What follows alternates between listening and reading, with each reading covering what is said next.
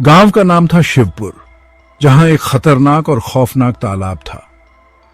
लोग कहते थे कि उस तालाब में एक खूनी भूतनी रहती है, जो हर पूर्णिमा की रात अपनी प्यास बुझाने के लिए लोगों का खून पीती है। गांव का एक युवक अर्जुन इन कहानियों पर यकीन नहीं करता था। उसे डर जैसी चीजों पर भरोसा नहीं था। अर्जुन, ये सब बुजुर्गों की घड़ी हुई कहानियां हैं। मैं जाकर देखूंगा कि सच क्या है। अर्जुन ने तय किया कि वह आधी रात को अकेले उस तालाब तक जाएगा। गांव के लोगों ने उसे रोकने की कोशिश की।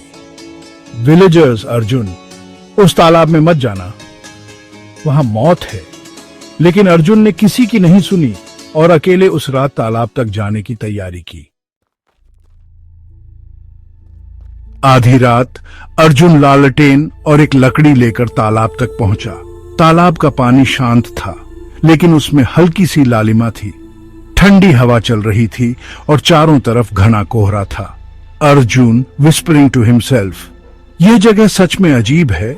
जैसे ही उसने तालाब की ओर कदम बढ़ाया, उसे एक अजीब सी आवाज सुनाई दी, गोस्ट, तुम्हारी मौत का समय आ गया है। अर्जुन रुक गया और लालटेन की रोशनी से चारों ओर देखा। अचानक तालाब के पानी में हलचल होने लगी। वहां से एक लंबा सफेद साया निकला। वह भूतनी थी, लंबे गीले बाल, सफेद साड़ी और आंखों से टपकता हुआ खून। Arjun, scared but trying to be brave, तुम कौन हो? गोस्ट, स्लो एंड ईरी, मैं वह हूं जिसे इस तालाब ने निगल लिया। मैं प्यास से तड़प रही हूं और अब तुम्हारा खून मेरी प्यास बुझाएगा। अर्जुन ने लकड़ी से उसे डराने की कोशिश की, लेकिन भूतनी हवा में उड़ने लगी। उसकी हंसी इतनी डरावनी थी कि अर्जुन के कानों में गूंजने लगी। भूतनी ने अर्जुन की ओर हाथ बढ़ाया। अचानक अर्जुन की छाती में तेज दर्द हुआ। उसने नीचे देखा तो उसकी शर्ट खून से भीग चुकी थी। भूतनी ने हवा में उसकी नसों से खून खींचना शुरू कर दिया। अर्जुन, स्क्रीमिंग, छोड़ दो मुझे। लेकिन भूतनी की आंखें लाल हो गईं और उसने अर्जुन को हवा में उठा लिया। गोस्ट, एंग्री, तुम सब इंसानों ने मुझे मारा था, अब मैं हर इंसान का खून लेकर अपनी प्यास बुझाऊंगी। भूतनी ने अर्जुन को जोर से तालाब के पानी में फेंक दिया। जैसे ही उसका शरीर पानी में गिरा, तालाब पूरी तरह से खून से लाल हो गया। अर्जुन की चीखें पानी में डूब गईं।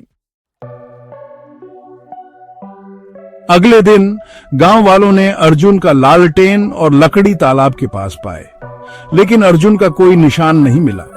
अब कहते हैं कि तालाब की प्यास और बढ़ गई है। जो भी उस तालाब के पास जाता है, वह उसकी खूनी भूतनी का शिकार बन जाता है। तालाब और भूतनी की कहानी आज भी अधूरी है, कभी खत्म नहीं हुई। मैं रवि प्रसाद साहू आपसे विदा लेता हूं। अगली बार मिलेंगे एक और खौफनाक कहानी के साथ।